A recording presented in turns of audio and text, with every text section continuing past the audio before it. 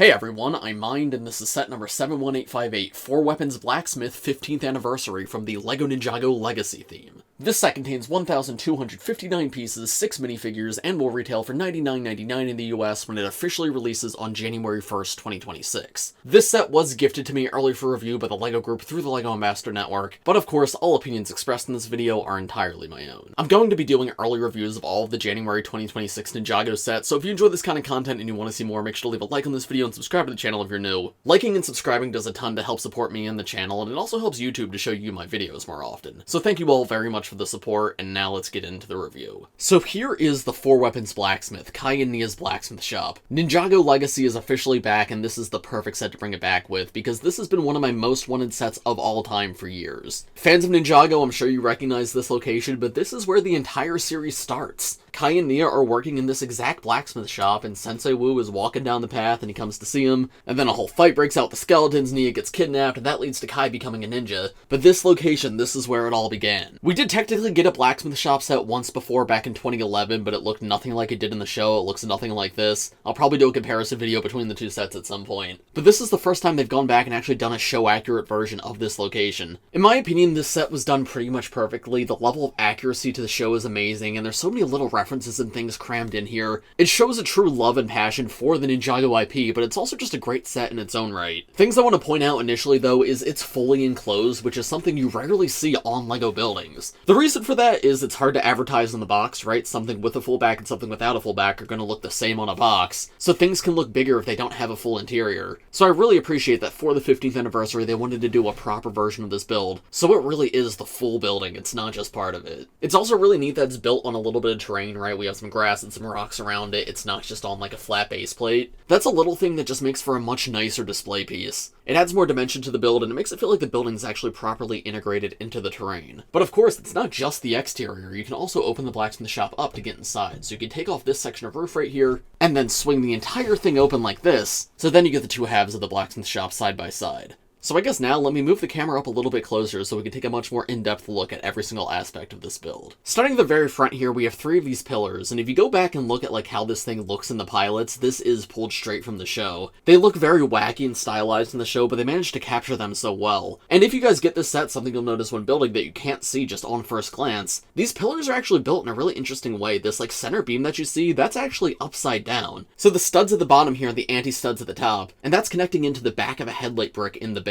Just putting them together, there's a lot of really wacky studs changing directions. I mean, you could see how this attaches right here as well. That's connected to this rock on the side. And it almost felt like I was putting together a puzzle when building this. It's not nearly as straightforward as it looks on the outside, but it was a ton of fun to put together. And of course, I'm someone who builds a lot of LEGO sets, so when the building experience really stands out to me like that, that's significant. And the pillars were the best example of this, but this wasn't the only thing to build. There was lots of instances where I was like, oh wow, I didn't expect that to be built like that. So even on that level, this set's very fun. Of course, I mentioned the stone and grass texturing outside of the shop, but what I appreciate is there's a few jumper pieces in here to actually place minifigures. You can have Wu walking into the shop when he first met the ninja. This is where like Dr. Saunders betrayed Ray and Maya, right? He was on this side and they were on this side. They were having tea at like this little counter right here. It's not often we get a Ninjago set that can recreate the show this faithfully, but this one really does do that. There's another little countertop on this side too, which actually has a teacup. And we have lanterns hanging from 2 of the pillars as well. Around the sides of the blacksmith shop, there's a little bit of foliage in red. This is to recreate those weird red will film trees that you see in the show. And it's the kind of thing where, like, did it need to be included? No, absolutely not. But it does add a lot of life to the build. Red foliage is very rare to see. And I think those tiny red trees are a very distinct piece of imagery from those early seasons. So seeing them captured in a set is awesome. This is another show reference right here as well. It's a little no walking sign. And it's a very funny thing to include. It's from early season 1 when Pythor and Lloyd are like going on their rampage around town, like causing havoc. And they come across the sign that's like, don't step on the grass, and of course they step on the grass. And for some reason that sign was right by the blacksmith shop. And I'm pretty sure the reason why that was is they just wanted to reuse a background. They didn't want to make a new background, so they just stuck it by the blacksmith shop. But I love that now, 14 years later, that's actually officially referenced in a set. It's such a silly little thing to pull over. The back of the shop is pretty much flush with the ground, but again, I appreciate that it's not completely flush. Here you can see the hinges to actually open the blacksmith shop up, and the grass and rocks still continue around the sides a little bit. There's some foliage on the back of the shop, so it's not just a plain white wall. And these textured masonry bricks help to break things up as well. Coming back around front, here is the sign to the Four Weapons Blacksmith, and again, this is pulled pretty much straight from the show. They did make one change here, which I actually really like. It's the symbols on these 2 signs. Because here in this set, there are two different Ninjago symbols. We have the Ninjago letter W and the Ninjago letter F. Now, back in the pilots, Ninjago was not a thing. Ninjago was not made until the movie in 2017. Instead, they would often just use, like, vague Asian-looking symbols. Sometimes it would be actual Chinese or actual Japanese, and other times, I'm pretty sure they just made things up. But then when Ninjago came around, they kind of replaced everything with Ninjago, which I think is a lot better for numerous reasons. One of those reasons, of course, being that it's just fun to decode. But yeah, instead of just being, like, whatever was randomly picked for this in that scene, it's W and F, which stand for water and fire, which are, of course, Kai and Nia's elements, but it was also their parents' elements. So it sort of, like, retroactively ties the whole shop together back into those characters. And I think that's really cool, it fits perfectly. Those are of course both stickered parts, and so is this right here. But what's not a stickered part is the map that's hidden behind the sign. Because of course this is the major relevance of the Four Weapons Blacksmith. It actually hides the map to the four golden weapons. With the roof off, if you look inside, there's a gold cone right here, and if you push in on that, it will actually cause the sign at the front to pop off, and behind it, this all-new exclusive map piece is revealed. This is the map to the golden weapons. Specifically, it's the one that's shown in like the cinematic at the beginning of the show, when Wu was talking about the golden weapons. It doesn't one-to-one match like the physical map that we see in the show because that one's a little bit wider, but they couldn't figure out a way to make that map work and also fit behind the sign and still have the sign functionality, so I think this is a good trade-off. It is a printed part, not a sticker, which is absolutely awesome, and it's a lot more accurate than the map to the golden weapons that we had previously, because we did technically have one in 2011, but yeah, it was nowhere near as good as this. Anyway, if you want to put the sign back on, you can see it connects with these pieces right here, plop it into place, and then there's a little slot behind it where the map can fit. Now, let's get the shop opened up and take a look inside. Starting in the roof is very tall. That's how it was in the show, but I appreciate that they made the most of that space, right? They didn't just make it empty. There's two different little modules you can pull out up here. The first is for Kai. It comes with his all-new Legacy ZX hood, which is so cool to get. I'm sure I will have more to say about this when the full Kai ZX Legacy minifigure is revealed, but it has not been yet, so shh. Wait a few days. But yeah, this is awesome to see them go back and redo the original 2012 hoods. It's dual molded this time around in gold and red for Kai. I will say the bandana at the back feels a little bit odd because I always saw this as armor. And I guess it is still armor here, but it's just tied with a golden band. I kind of wish it was entirely red back here, but that's a very small thing. I think from the front especially, it looks super cool. And I love that even though you don't get Ninja Kai in this set, you still get this piece. It's just a fun extra bonus. And then it also comes with one of these stickered Ninjago trading cards, which we've been getting in sets since 2015, I believe. These are minifigure scale remakes of the original Ninjago cards from 2011 and 2012, and I think it's so cool that this is still happening. So this one right here is of Kai ZX. I need to get all of my cards together at some point and just like show off the full collection, because I should have them all at this point. But yeah, awesome to see that continuing. And this entire module just has a little clip on the end, so you can very easily slide it back into place.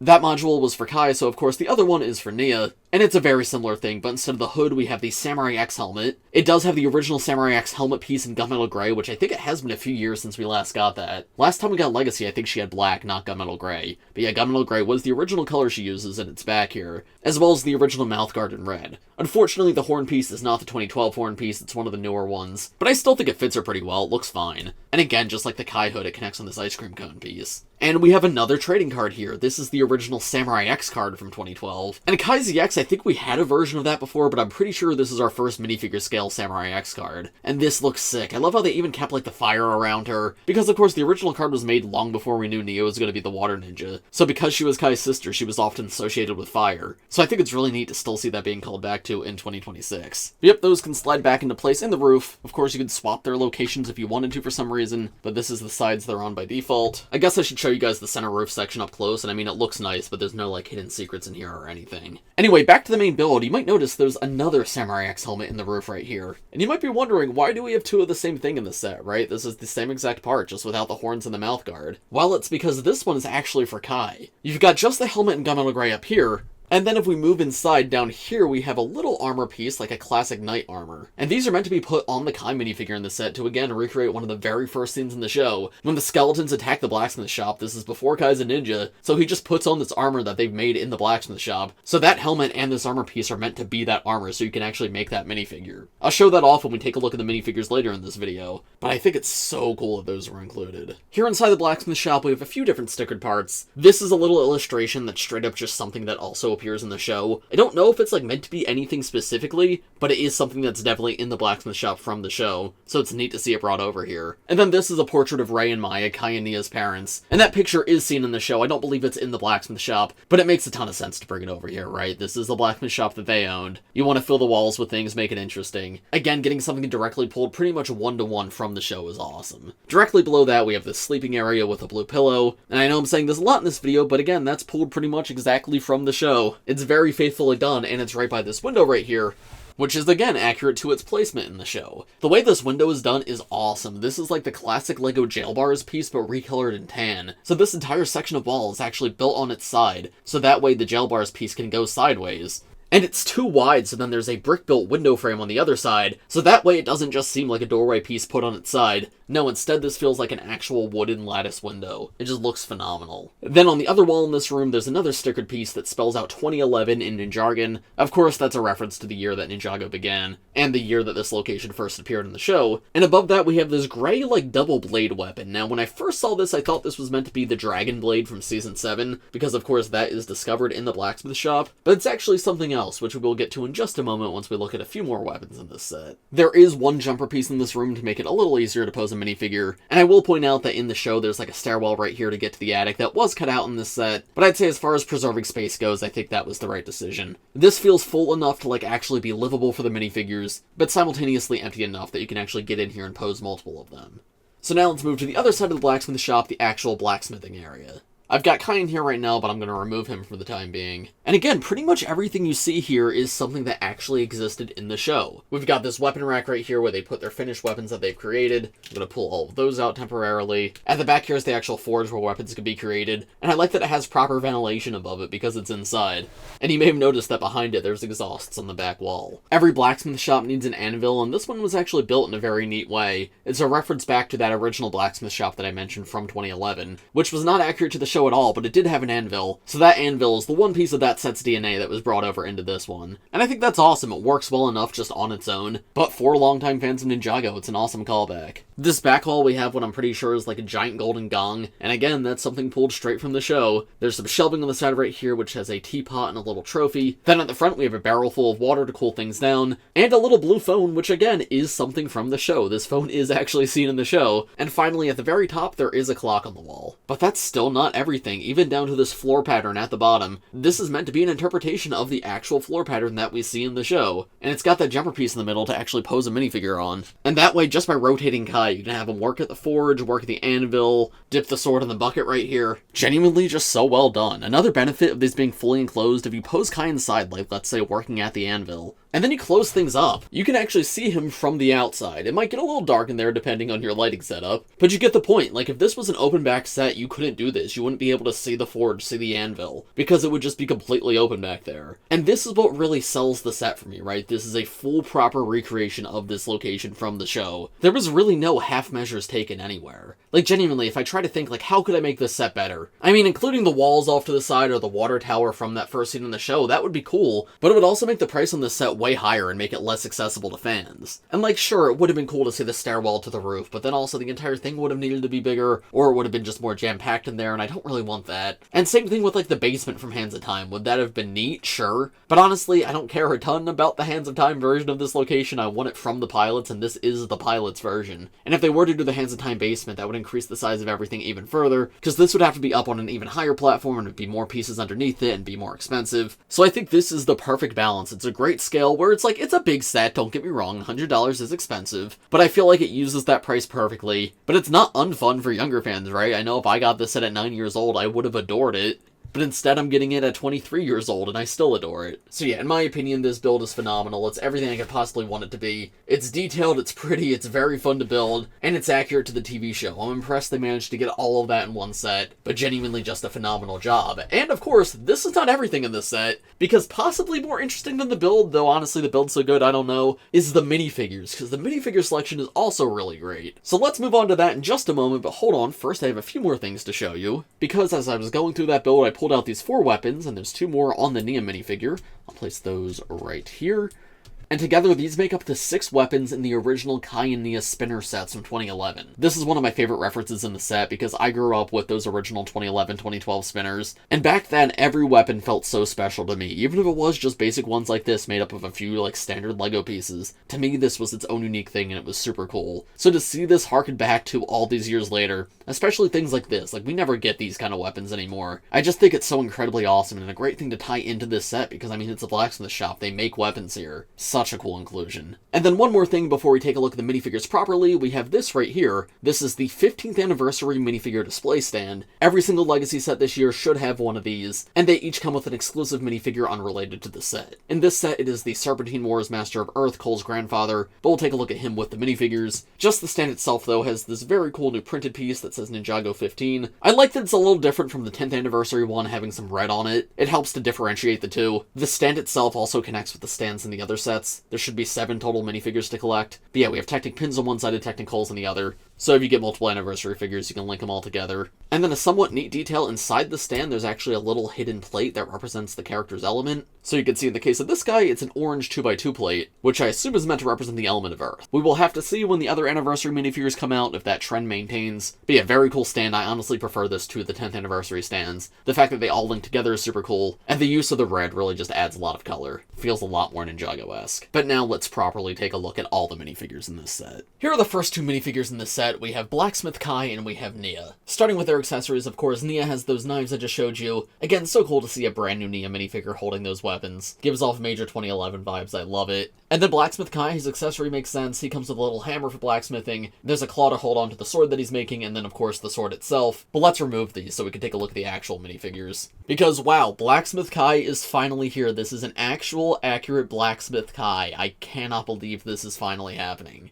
This is the very first outfit we ever see him in the show, and we technically had a version of him in the Ninjago City markets, but it was just using reused parts, and I know myself and many others were very disappointed by that. But in my head, that was LEGO checking off the box. They were going, okay, we've done this, we're not going to do it again. But no, they actually went back and made one that looks how he does in the show, with the white outfit and like the tan apron, and this looks so incredibly good. He's got back printing too, like this is everything I possibly want him to be. Now I have seen some criticism that he uses the modern headband hairpiece instead of using his classic hairpiece, and of course he still uses the Ninjago movie face design, not his original design. Personally, that doesn't bother me because I have plenty of that old design, like I collected a lot of the gold sets. Those pieces exist, so if you want to swap them out, you very easily can, and if you don't have those parts, they're not super expensive on the aftermarket, I'm sure you could get them. Yes, it would be nice if he did have the original design here, but his old hairpiece has been out of production for forever, so it would count as like a brand new part if they wanted to bring it back. This, at the very least, is very close to March of the Oni Kai, where he wears the blacksmith robes again. Technically, he shouldn't have the headband, but again, that's not a huge deal in my opinion. The torso and legs are what was important here, and they are just phenomenal, like no notes at all. I want to get some extras of this figure just because I cannot believe it's real. And then Nia is actually based off her 2011 design, which is so surprising to see. It's a very faithful recreation of that original outfit, just with more like modern design practices. The white's a little more vibrant, the lines are a little bit thicker. Her waist isn't as snatched, which is probably for the best. LEGO has changed the way they design female minifigures quite a bit since 2011. I'm looking at the old one right now, and wow. I'll go through comparisons more in another video, though. That's not what this is about. Something kind of cool is she has this phoenix symbol, which was her original symbol, but it looks like they changed it to be slightly more watery and slightly less fiery, when that original one was absolutely meant to be like a fireball, because she was Kai's sister. But now with the hindsight that she becomes the water ninja, it's still the red outfit and everything, right? But that seems like more of a water bird than a fire bird, and I think that's a very cool change. But the coolest thing about this minifigure is definitely the fact that she has back printing, which the original did not have. And it's simple, you can see like the white lining continue around the back with this gold clasp. The like belt at her waist continues back here too. This looks pretty much perfect in my opinion. Unlike Kai, she was actually able to go back to her original hairpiece here. However, she still has her modern face print. Again, just like the Kai face, I think that's perfectly fine. If you want an old Nia face, just go out and buy one. I don't think they're too expensive on the aftermarket, but especially with the old hair, this still looks like Nia. I do not mind it at all. So yeah, we are off to a great start with this set. 2 phenomenal minifigures. Before we move on to the next minifigures, here's a quick look at Kai in like that armor that I showed you earlier. Like I said, I think this is awesome. Such a great option to have. And I think gunmetal actually might be a new color for this part, though I could be wrong about that. I know it's been a while since we've seen the helmet in that color at the very least. And of course it doesn't come in this set, but I thought you guys might want to see what Blacksmith Kai looks like with the original head and hair. And yeah, that is incredibly cool. I cannot believe these are all official parts. This is a real minifigure that exists now. Then the next two minifigures that we have in this set are the Serpentine Wars version of Kai and Nia's parents, Ray and Maya. These two came as a complete shock to me when I first saw this set, because I thought there was no way we would get these characters again. We technically already had a version of them in 2017 for Hands of Time, and outside of Hands of Time, they're really not huge characters in the show, so I thought they were absolutely one and done. But no, we get both of them here with entirely new designs, which I think is awesome, especially Ray, because his Serpentine Wars design is very iconic, and quite different from his Hands of Time version, so it's so neat to see them bring that over here. First though, talking about accessories, they both come with like little pieces to represent their elemental powers. They each have a transparent stud, and Ray has a little bit of fire coming out, and Maya's got like the splash of water. It's a small thing, but I actually really appreciate that that's here. I've always found it odd that despite Ninjago being really about the ninja's elemental powers a lot of the time, that's very rarely represented in the sets. Like, you'll see it on ninja vehicles and whatnot, but you rarely get their powers in their hands. Wildfire is like the only one that does that in regular sets. So this is a small thing, but it's something I really love, because it's the kind of thing I know that as a kid, before I had a huge LEGO collection, I really would have appreciated getting this in a set to actually be able to pose my ninja using their powers. And here's a better look at them with their accessories removed. Ray does have an all-new face in the set. One side has this huge smile, the other side's a much more intense expression. The huge smile I feel like is a bit much. I mean, it works fine, I guess it works for him, but it's maybe a bit too animated for my liking. I think I would have preferred something a little more subtle, though I guess his original minifigure does have a more subtle smile, so this is just a new option for him. The intense angry expression is great though. His Serpentine Wars design is super cool with the silver armor and the dragon on top. Unfortunately, he does not have like the fiery arm printing that he has in the show. That would have been amazing to see. But honestly, I appreciate that we got these minifigures at all. If the only way to fit them in budget was without the arm printing, I totally get it. Like, I would have liked to see it, don't get me wrong, but I don't think it's the end of the world that it's not there. He still looks really cool even without it. He's got some nice silver and gold printing on his belt as well. Just such a cool character overall. Unlike Ray, Maya is actually very similar to the minifigure that we had for her before. This is her Serpentine Wars design, but her Hands of Time outfit was basically the same thing. Honestly, the one thing I would have liked to see on her is cheekbones, because that is the one big difference. In all the flashbacks, she had cheekbones, and then when we saw her in Hands of Time, she did not. But instead, we just got this generic, like, Lego City face for her, which, to be fair, works pretty well for Hands of Time Maya. But since they went all out on Ray, I would have liked a new face print here. That being said, I think her outfit generally looks really good. Just like with Nia, I'll do a full comparison to the previous minifigure in a future video, but they increase the thickness on these gold lines, which I think looks really good. And generally, like, this very light blue color with the dark blue on top is super pretty. It's neat to see a Master of Water who uses a different color scheme than what Nia typically uses. And even with the face print they chose, this is a great representation of both of these characters. So especially if you don't have the minifigures from Hands of Time, this is a great way to finally get these two characters. I was not expecting them at all, so the fact that they're here feels like a bonus. I appreciate how well they were actually done. And then the final two minifigures in the set are Sensei Wu and the Master of Earth, who is our anniversary minifigure. Sensei Wu is a remake of the 2011 outfit, which we've kind of had before. The Day of the Departed outfit was very much a remake of it too, so it's cool to see them revisited again, even if there's only so much they can do with Wu. I like that he has shoe printing now. I'm not the biggest fan of like the shorter black belt. I think the longer classic one looks better. I do love that he has his original symbol on the back though, and with the beard removed, you can see a better look at his torso print. Now he has like a little black undershirt. There's a more distinct like gray trim to his robe, but that symbol that you saw on the back is also on the front here, just like on that 2011 minifigure. Personally, I do find this to be the least interesting minifigure in the set, just because I have tons of 2011 Wu, and while it's neat to see it revisited, I don't think it's like a huge upgrade or anything. I feel like it's just fine, but it is neat to see them go back to that design. And if you never had that original minifigure, this is a nice stand-in. The face print's not new for this set, but it was new in 2025. It was the one from the Ninjago Legends set, so if you didn't get that one, this is another chance to get it. It's like this very angry Wu expression. It fits him pretty well. And finally, we have the Master of Earth, who is surprisingly awesome.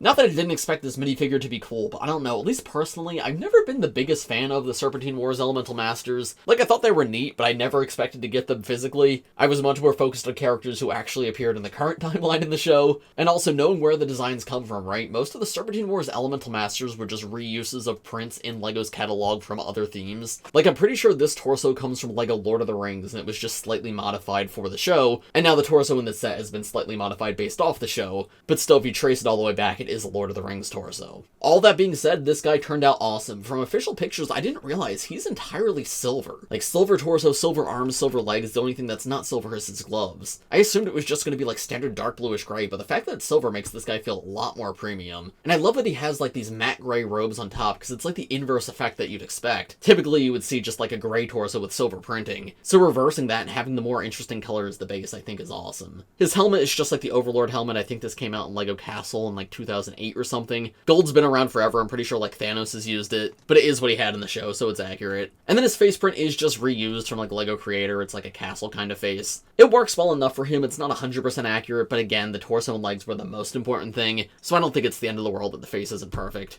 This guy appeared in so few scenes in the show, I think that face absolutely works. Back torso print's pretty neat too. He's got a symbol there, I'm actually not sure what that is. It doesn't look like Ninjago to me. If you guys recognize that symbol as anything from the show, please let me know in the comments. It looks cool at the very least. I like that there's a splash of gold in there. And then just like Ray and Maya, he does come with an actual representation of his element. He's holding up this little rock blast, which again is only a few parts, but it does up the play value a ton, it ups the display value a ton. I think it's so awesome that that was included.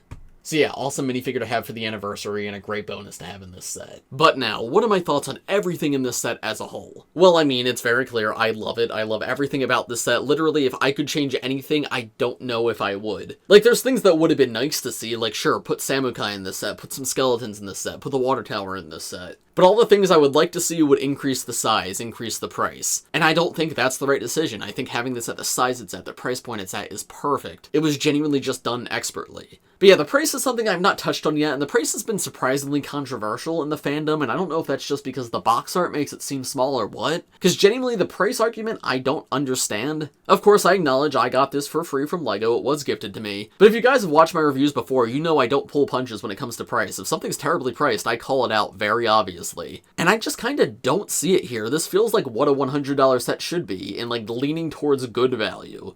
I'm not saying it's the best value set of all time, don't get me wrong, but comparing it to the rest of LEGO's catalog, it is very far from bad. You get 6 minifigures, at least 4 of which I'm pretty sure are going to be exclusive. Again, we haven't seen the rest of the sets for the rest of the year yet, but I don't see the Master of Earth, Blacksmith Kai, Ray, or Maya coming in any other set. And then Nia and Sensei Wu could remain exclusive, or they could come in other sets. The build is a really nice size in my opinion, like I don't think it's small. Sure, it may not have the biggest footprint compared to some other $100 sets, but the fact that it's fully enclosed, fully detailed, I think more than makes up for that. When I first saw this at Fan Media Days a couple months ago, before we even knew the piece count, before we knew the price, I assumed $100 just based off what I saw. So at least to me, I do feel like the value's there. Speaking of Fan Media Days, I got to interview the designer of the set. That video is already up on my channel if you want to see his perspective designing it, and he also goes through a ton of secrets in the set, which I kind of already went through in this video, but still, it's cool hearing it from him. I'll link that in the description below if you're interested. And yeah, let me know in the comments, what do you guys think of this set? Are you going to be picking it up? You think it's a good value, a bad value? What else would you have liked to see in it? If you enjoyed this video, make sure to leave a like on it, subscribe to the channel if you're new, and yeah, stay tuned because this is my first January 2026 Ninjago review, but I've got a feeling it's probably not going to be my last. But as for this one, I think that's about all I have to say, so thanks for watching everybody, I hope you all enjoyed, and I will see you in the next one. Bye.